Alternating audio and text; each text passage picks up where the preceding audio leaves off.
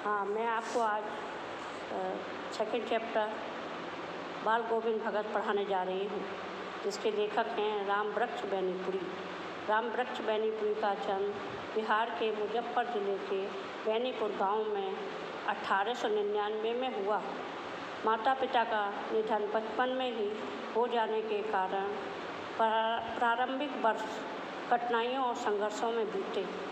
10वीं तक की शिक्षा प्राप्त करने के बाद वे 1920 में राष्ट्रीय स्वाधीनता आंदोलन से सक्रिय रूप से जुड़ गए।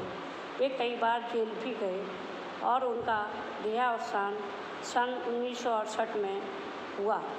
12 वर्ष की अवस्था में बैनीपुरी की रचनाएं पत्र पत्रिकाओं में छपने लगी।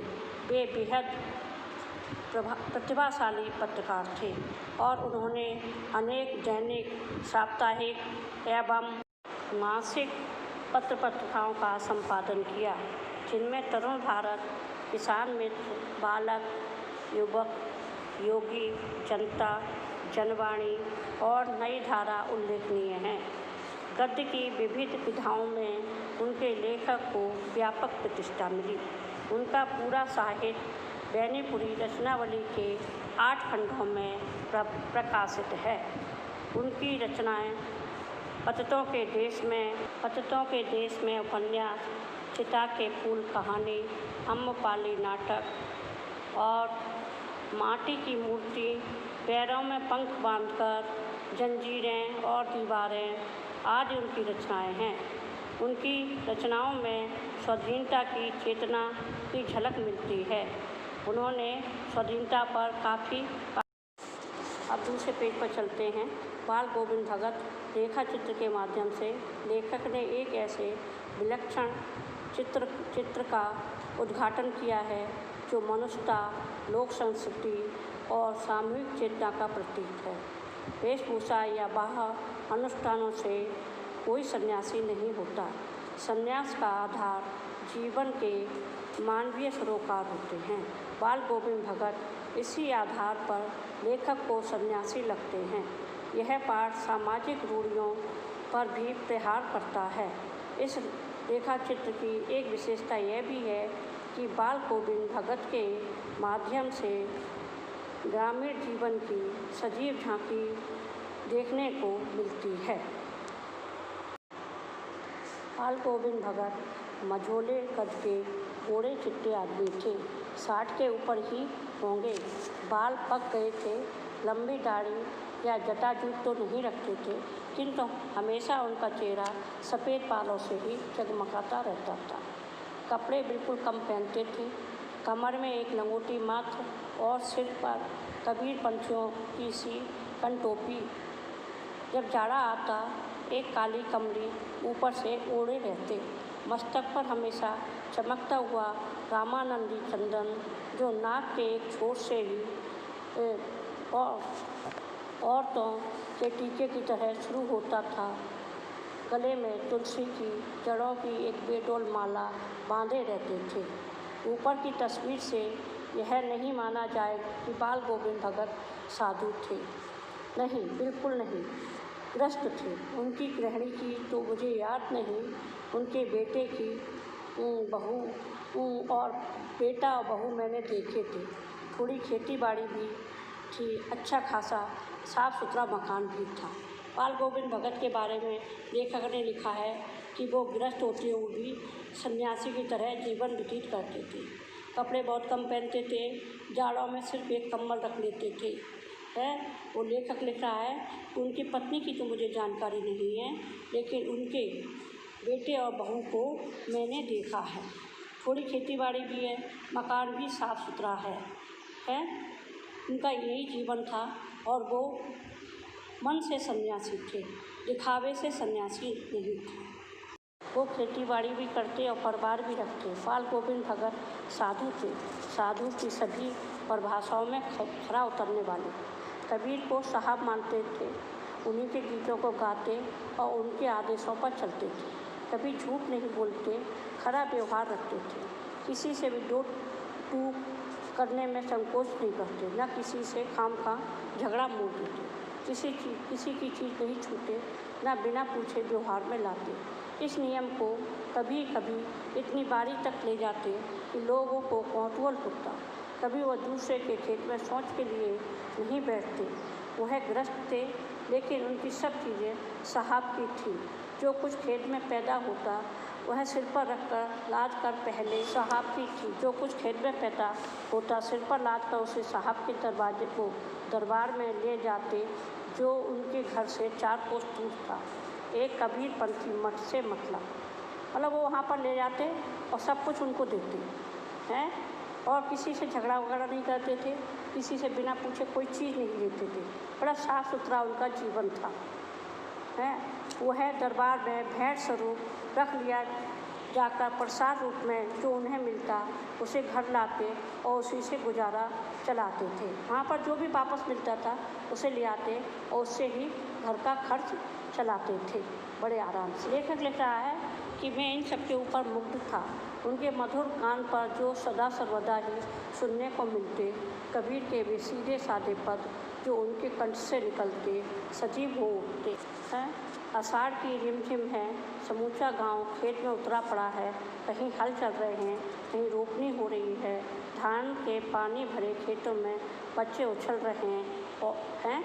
इस तरह का उनका जीवन। वो खेती भी करते थे बड़े आराम से, सब कुछ। औरतें कलेवा लेकर मेड़ पर बैठी हैं। आसमान बादल से घिरा, धूप का नाम नहीं, ठंडी पुरवाई चल रही है। ऐसे ही समय आपके कानों में एक स्वर तरंग झनकार सी कर उठी। यह क्या है? यह कौन है? यह पूछना न पड़ेगा। बाल गोविंद भगत समूचा शरीर कीचड़ में लिपटे अपने खेत में रोपनी कर रहे हैं। उनकी उंगलियां एक एक धान के पौधों को पंक्तिबद्ध खेत में बैठा रही हैं। उनका कंठ एक एक शब्द को संगीत के जीने पर चढ़ाकर कुछ को ऊपर स्वर की ओर भेज रहा है और कुछ को इस पृथ्वी की मिट्टी पर खड़े लोगों के कान की ओर। बच्चे खेलते हुए झूम उठते हैं। मेड़ पर खड़ी औरतों के होठ कांपने लगते हैं। वे गुनगुनाने लगती हैं। हलवाओं के पैर ताल से उठने लगते हैं। रोपनी करने वालों की उंगलियां एक अजीब क्रम से चलने लगती हैं। बाल गोविंद भगत का यह संगीत है या जादू?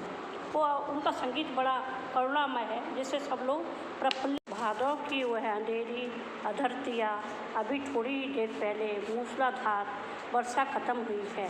बादलों की गर्द, बिजली की तड़प में आपने कुछ नहीं सुना होगा, किंतु अब झिल्ली की झनकार या दादरों की टरटर बाल गोविंद भगत के संगीत को अपने कोलाहल में डुबो नहीं सकती। उनकी खंजरी डिमिक डिमिक बज रही है और वे गा रहे हैं, गोदिया में पिया चमक उठे सखी। उनका गाना बहुत सुंदर है और लोग चमक उठे सखी, चिहुक उठे ना। हाँ, पिया की गोद में ही हैं, किंतु वह समझती है वो अकेली है। चमक उठती है, चिहुक उठती है। उसी भरे बादलों वाले भादों की आधी रात में उनका यह गाना अंधेरे में अकस्मात कौन उठने वाला बिजली की तरह किसी से न चौंका देता है। अरे, अब सारा संसार निस्तब्धता में सोया है। बाल गोविंद भगत का संगीत जाग रहा है। तेरी गठरी में लागा चोर। कवि बड़े अच्छे ढंग से उनके गाने को समझा रहा है। पहले तो वो गाते हैं, ये किसी स्त्री के लिए कहते हैं कि तुम अकेली नहीं हो, तुम अपने पिया के पास हो। मतलब हम अकेले नहीं हैं, हम अपने भगवान के साथ हैं। और अब गा रहे हैं कि तेरी गठरी में लगा चोर, मतलब कोई तेरी धर्म के काम में चोरी का न कर ले जाए। तेरी गठरी में लगा चोर, तू जा। वो कह रहे हैं, हे मुसाफिर, तुझे आज नहीं कल जाना है, तू सोच समझ के अपना काम कर। इस समय तू अपने प्रभु का ध्यान कर और उनकी आराधना में अपने जीवन को बिताए, जिससे आपका जीवन सफल हो सके। कार्तिक आया नहीं कि बाल गोविंद भगत की प्रभात फेरियाँ शुरू हो जाती हैं, जो फागुन तक चलती हैं। इन दिनों वह सवेरे ही उठते हैं न जाने किस वक्त जागकर वह नदी स्नान करने को जाते। गांव से 2 मील जाते हैं, वहां से नहा धोकर लौटते हैं और गांव के बाहर ही पोखरे के ऊंचे भिंड पर अपनी खंजरी ले जाकर बैठ जाते हैं और गाना सुनाने लगते हैं। मैं शुरू से ही देर तक सोने वाला हूँ, किंतु एक दिन माघ की उस दांत किटकिटा देने वाली भोर में भी उनका संगीत मुझे पोखरे पर ले आया था। अभी आसमान के तारों के दीपक बुझे नहीं थे। हाँ, पूरब में लोही लग गई थी, जिसकी लालिमा को शुक्र तारा और बढ़ा रहा था।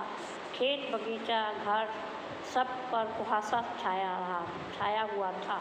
सारा वातावरण अजीब रहस्य से आवृत मालूम होता था। आवृत मतलब ढका हुआ। उस रहस्यमय वातावरण में एक कुश की चटाई पर पूरा मुँह काली कमली ओढ़े बाल गोविंद भगत अपनी खंजरी लिए बैठे थे। उनके मुंह से शब्दों का तांता लगा था। उनकी उंगलियां खंजरी पर लगातार चल रही थीं।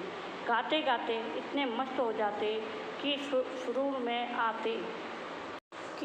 में आ जाते, उत्तेजित हो उठते कि मालूम होता अब खड़े हो जाएंगे। कमली तो बार बार सिर से नीचे सरक जाती। मैं जाड़े से काँप रहा था, किंतु तारे की छाँव में भी उनके मस्तिष्क पर श्रम बंधु तब तक चमक ही पड़ते। यानी वो बहुत ही मेहनती और अच्छे आचरण वाले व्यक्ति थे। सुबह जाड़े की सर्दी में भी वो सुबह उठकर कब स्नान कराते लोगों को पता ही नहीं चलता था और एक टीले पर आकर बैठकर अपना खंजरी लेकर प्रभु का ध्यान करने लगते और तरह तरह के उनके भक्ति में गाना कबीरदास जी के गाने गाते। गर्मियों में उनकी सांझ इतनी उमस भरी शाम को न शीतल करती। अपने घर के आंगन में आसन जमा बैठते। गांव के कुछ प्रेमी भी जुट जाते। खंजरियों और करतालों की भरमार हो जाती। एक बात बाल गोविंद भगत कह जाते, उनकी प्रेमी मंडली जो उसे दोहराती रहती। धीरे धीरे स्वर ऊंचा और नीचे होने लगता, एक निश्चित ताल, एक निश्चित गति से। उस स्वर ताल के चढ़ाव के साथ श्रोताओं के मन भी ऊपर उठने लगते।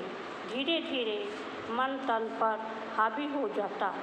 होते होते एक क्षण ऐसा आता कि बीच में खंजरी लिए बाल गोविंद भगत नाच रहे हैं और उनके साथ ही सबके तन और मन नृत्यशील हो उठते हैं।